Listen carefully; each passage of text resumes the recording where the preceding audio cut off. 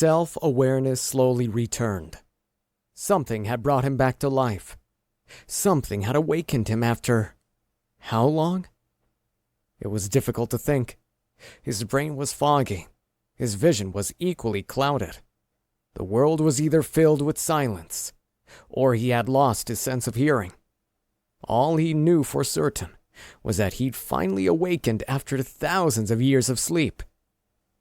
He couldn't explain how he knew it had been that long. It was as if the gods had placed that information inside his head. When Minbar had given the draught, a feeling of lassitude had slowly oozed through him. It had coated his abused muscles, taking away the pain and allowing him to breathe again. It also made him drowsy. He'd never suspected that he'd been cursed, condemned to live throughout eternity in stone. His body twitched in pain as fire spread through nerves kept too long dormant from staying in this one position the entire time. Muscles spasmed, and he grunted as agony washed over him. Slowly, ponderously, Garanth pulled himself through the softened layers of disturbed silt. His brain vaguely realized the significance of his actions. Like his body, it had spent eons asleep. Coming fully awake would take time as well. A faint thought brightened. A questioning. A wondering, seeking reasoning. Why had he awakened? What had brought him back to life, such as it was in this new form?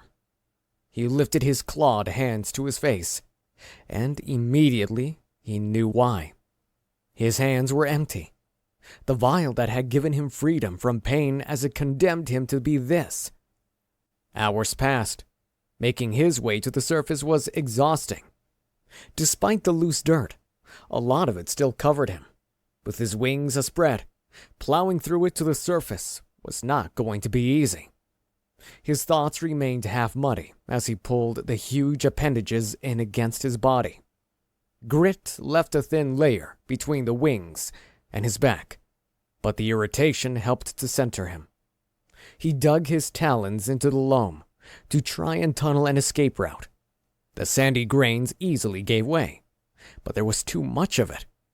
White anger flared in his chest, giving a muffled roar of frustration.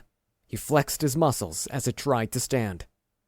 Dirt flew everywhere as his head and wings suddenly broke free, and for the first time in many millennium, he breathed air. The world had changed. Differences wafted on the wind, some pleasant, some not so pleasant.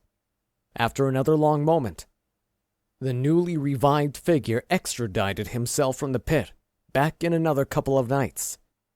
The new moon was the perfect time to begin his search. In the meantime, he had to adjust to this unfamiliar world and unfamiliar time.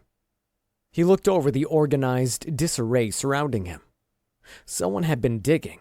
Several someones, he determined. They had been searching, which had disturbed his resting place.